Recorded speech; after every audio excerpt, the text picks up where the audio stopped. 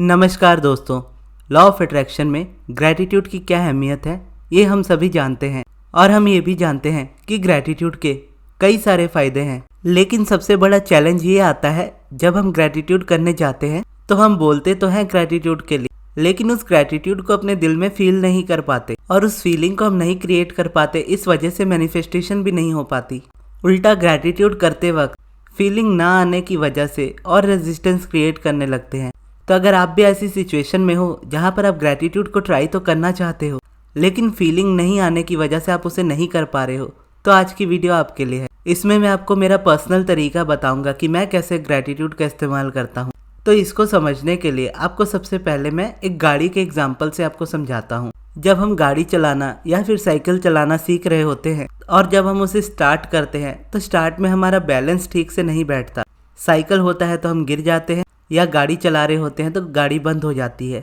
और हम उसे बार बार ट्राई करने की कोशिश करते हैं। हम जितनी बार करते हैं उतनी बार गाड़ी बंद होती है, लेकिन फिर जैसे जैसे हम उसे चलाने लगते हैं धीरे धीरे हमारी प्रैक्टिस हो जाती है और हमें कॉन्शियसली भी और सबकॉन्शियसली भी ये चीज़ पता चल जाती है कि हमें कैसे गाड़ी चलानी है, कब ब्रेक लगानी है, कब एक्सेलरेट करना है, कब क्या करना है, कब कहाँ देखना है। सारी चीज़ें हमें अनकॉन्शियसली भी पता चल जाती हैं और ये एक तरीके से देखा जाए तो मोमेंटम है। इस मोमेंटम को हमें समझना है और सेम इस मोमेंटम को जैसे हम गाड़ी चलाते समय यूज़ करते हैं उसी तरीके से अपने ग्रैटिट्यूड में भी यूज़ करना है। तो ग्रैटिट्यूड का मोमेंटम हम स्टार्ट करेंगे अपने हिसाब से, यानी आपके पास ग्रैटिट्यूड को करने के लिए दो तरह की चॉइस है, उसमें से आपको एक सेलेक्ट करना है। यानी सबसे पहले तो आपको ये देखना है कि आपको लिखना पसंद है या नहीं। अगर आपको लिखना पसंद है तो आपके लिए ग्रैटिट्यूड जर्नल बहुत बेहतर रहेगा, जिसमें आप जर्नलिंग के थ्रू अपने मोमेंटम को क्रिएट करोगे। और वहीं अगर आपको लिखना नहीं पसंद है तो ग्रैटिट्यूड वॉक आपकी ज़्यादा हेल्प करेगा उस मोमेंटम को क्रिएट करने में।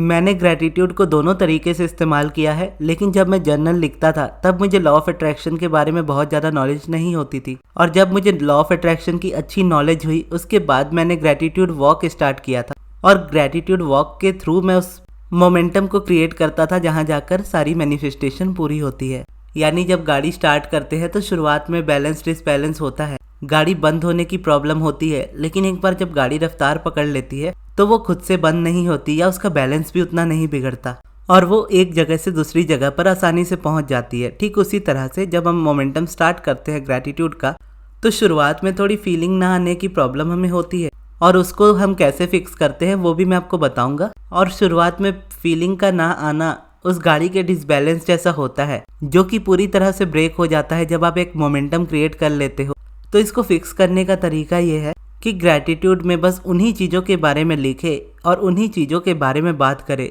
जो आपकी लाइफ में सचमुच में है। बहुत से लोग ग्रैटिट्यूड में स्टार्टिंग में ये चीज़ करते हैं कि जो चीज़ अभी लाइफ में नहीं है उस चीज़ के लिए भी थैंक यू उस वक्त बोलते हैं, एडवांस में उस चीज़ का थैंक यू कहते हैं। यानी अगर कोई जॉब चाहता है और उस पर्सन के पास जॉब नहीं है, स्टिल वो कहता है कि मैं बहुत खुश और शुक्रगुजार हूँ क्योंकि मेरे पास एक बहुत अच्छी जॉब है। और ये स्टेटमेंट बिल्कुल भी गलत नहीं है, एकदम परफेक्ट है। लेकिन प्रॉब्लम बस ये आ जाती है जब आप बिगनर होते हो और लॉ ऑफ अट्रैक्शन को फॉलो करना स्टार्ट करते हो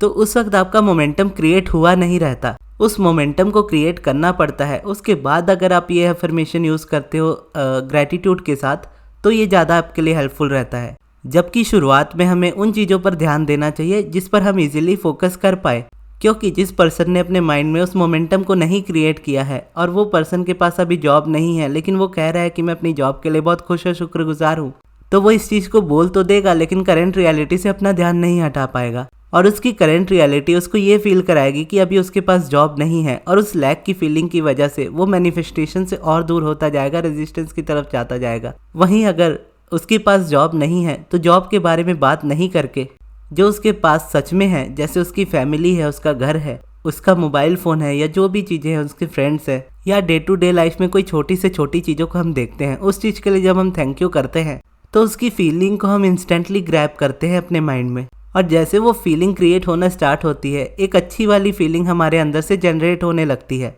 और जब हम रेजिस्टेंस में होते हैं तो दिन भर हम मोस्ट ऑफ द टाइम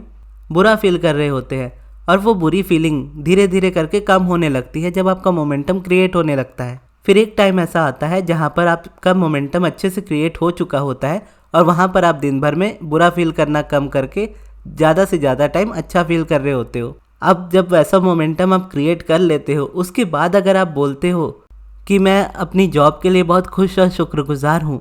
और भले ही उस वक्त वो जॉब आपके पास ना हो, लेकिन आपके बोलने पर वो फीलिंग आप अपने अंदर इमीडिएटली क्रिएट कर पाओगे, और जैसे आप उसे क्रिएट करना सीख लोगे तो उस चीज़ को मैनिफेस्ट भी कर लोगे। तो बस इस तरीके से हमें एक मोमेंटम क्रिएट करना होता है। एक मोमेंटम जब हम क्रिएट कर देते हैं तो वो एक अपनी स्पीड को पकड़ लेता है, हमारा माइंडसेट उस तरीके से चलने लगता है। फिर हम वहाँ जिस तरीके की चाहे उस तरीके की एफर्मेशन को ग्रैटिट्यूड के साथ मिक्स करके बोल सकते हैं, या अगर आपको लिखना ज़्यादा पसंद है तो लिख सकते हैं। और अब मैं आपको मेरा एक पर्सनल तरीका बताता हूँ कि मैं कैसे ग्रैटिट्यूड का इस्तेमाल करता हूँ, और आप भी उसी तरीके से कर सकते हो, लेकिन आपको थोड़ा आइडिया लगाना होगा कि आपको कैसे अपनी लाइफ में इसको यूज़ करना है। जैसे मेरा यूट्यूब चैनल है, तो मैं जो भी वीडियोस डालता हूँ उस वीडियोस के कमेंट्स में मुझे बहुत सारी अप्रिशिएशन मिलती है मेरे काम के लिए। मेरी वीडियोस को भी हमेशा अप्रिशिएट किया जाता है, तो जो भी पर्सन उस तरीके का कमेंट करता है तो मैं उसे थैंक यू कहता हूँ। और क्योंकि मुझे पता होता है कि मेरे कंटेंट की सच में वो वैल्यू है, तो इसीलिए मैं उस फीलिंग को इजीली क्रिएट भी कर पाता हूँ। लेकिन क्योंकि मेरा लॉ ऑफ अट्रैक्शन का चैनल है, तो मेरे व्यूअर्स में ऑलरेडी बहुत लोग ऐसे हैं जो ग्रैटिट्यूड का इस्तेमाल करते ही हैं, तो वो कमेंट में जस्ट थैंक यू लिखते हैं, और जिसका आंसर हम जनरली थैंक यू का वेलकम या फिर इट्स माई प्लेजर में करते हैं। तो जब वैसे बहुत सारे थैंक यूज़ के कमेंट्स मेरे कमेंट बॉक्स में आने लगे, तो फिर मैंने थैंक यू का रिप्लाई ही चेंज कर दिया, क्योंकि मैं ये सोचने लगता था कि मुझे थैंक यू बोलने का मौका ही नहीं मिलता। तो इसका सॉल्यूशन मैंने ये निकाला, जो कि आपने भी कभी ना कभी ध्यान जरूर दिया होगा, कि आप में से जो भी मेरे कमेंट बॉक्स में कमेंट करते हो और उसमें अगर आप मुझसे थैंक यू कहते हो, तो मैं हमेशा ही उसका रिप्लाई थैंक यू टू करके कहता हूँ। बस ये एक चेंज मैंने मेरी लाइफ में लेकर आया है, और इससे मुझे बहुत अच्छे रिजल्ट्स मिले हैं। और जब हम किसी चीज़ को करते हैं और अगर उसे करने का कोई कारण हमारे पास बहुत स्ट्रॉन्ग वाला होता है, तो हम उसे इजीली कर पाते हैं। तो मैं आपको ये कारण भी बता देता हूँ कि मैं क्यों हमेशा थैंक यू टू कहता हूँ, वेलकम नहीं कहता। कारण इसका ये है कि थैंक यू को अपने आप में एक मैजिकल वर्ड माना गया है, और ना सिर्फ इसे लॉ ऑफ अट्रैक्शन में बहुत माना जाता है, बल्कि हमारे सभी रिलीजन्स में भी ग्रैटिट्यूड को बढ़ावा दिया जाता है। और हर एक वर्ड की अपनी एक वाइब्रेशन होती है, और जब हम थैंक यू कहते हैं तो एक बहुत ही प्योर फीलिंग को अपने अंदर क्रिएट करते हैं। और जब हम किसी के थैंक यू का रिप्लाई भी थैंक यू टू में कहते हैं, तो हम इसी वर्ड को और ज़्यादा इस्तेमाल कर पाते हैं। और जब मैं थैंक यू टू रिप्लाई करता हूँ, तो मेरे रिप्लाई का मतलब ये होता है हमेशा कि किसी पर्सन ने अगर मुझे कमेंट करके कहा थैंक यू, और उस थैंक यू के साथ अगर उन्होंने कोई भी रीज़न नहीं दिया है, जस्ट थैंक यू लिखा है, तो मैं उन्हें थैंक यू टू में ही रिप्लाई करता हूँ। और क्योंकि उनके माइंड में तो रीज़न होता ही है किसी न किसी चीज़ का, तभी वो थैंक यू लिखते हैं। और जब मैं थैंक यू टू कह देता हूँ, तो मेरे लिए ये चीज़ हो जाती है कि अगर उस पर्सन ने अपना टाइम निकाल कर मेरे कमेंट बॉक्स में कमेंट करके मुझे थैंक यू कहा है, तो यही चीज़ मैं भी बदले में उसे कहना चाहता हूँ कि आपका टाइम देने के लिए धन्यवाद। या कोई रीज़न के साथ भी अगर वीडियोस में कमेंट करता है कि थैंक यू, मुझे आपकी वीडियो बहुत अच्छी लगी, तो भी मैं उनका रिप्लाई थैंक यू टू में करता हूँ, क्योंकि उनके कमेंट ने मुझे अच्छा फील कराया,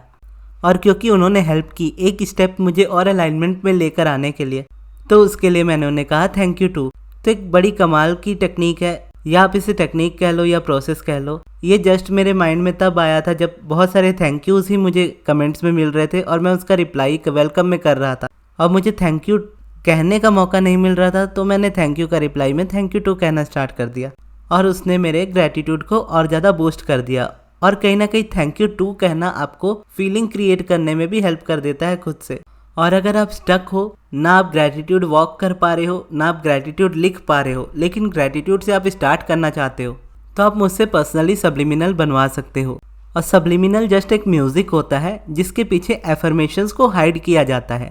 यानी जब आप सब्लिमिनल सुनते हो तो आपको जस्ट म्यूज़िक सुनाई देता है, और एफर्मेशंस की आवाज़ इतनी धीमी होती है कि वो जस्ट आपका सबकॉन्शियस सुन पाता है। और जब आप सब्लिमिनल सुनते हो, तो जो भी कॉन्शियसली आपने रेजिस्टेंस क्रिएट की होती है, जिसमें से आप सॉल्यूशन नहीं निकाल पा रहे होते हो, तो वो आपके सबकॉन्शियस में जाकर उस पैटर्न को ब्रेक करने लगता है और एक न्यू मोमेंटम को क्रिएट करने लगता है। और उस मोमेंटम को जब आप क्रिएट कर लेते हो, तो उसके बाद आप ग्रैटिट्यूड भी कर पाते हो, आप मेडिटेशन भी कर पाते हो, आप पॉजिटिव एस्पेक्ट्स भी लिख पाते हो, और जो भी आपको चाहिए होता है वो आसानी से मैनिफेस्ट भी हो पाता है। और अगर आपको पर्सनल सब्लिमिनल बनवाना हो, तो आप मेरे मैनेजर अमृत को कांटेक्ट कीजिएगा उनके व्हाट्सएप पर। उनका व्हाट्सएप नंबर मैं आपको कमेंट बॉक्स में दे दूंगा। और ग्रैटिट्यूड वॉक और ग्रैटिट्यूड जर्नल के बारे में आपको और अधिक जानना हो, तो आपके स्क्रीन के लेफ्ट और राइट साइड में दोनों वीडियोस आ रही होंगी, आप दोनों वीडियोस को एक एक करके देख सकते हो। और ये वीडियो आपको कैसी लगी कमेंट बॉक्स में जरूर बताइएगा। और इस वीडियो को यहाँ तक देखने के लिए बहुत बहुत धन्यवाद।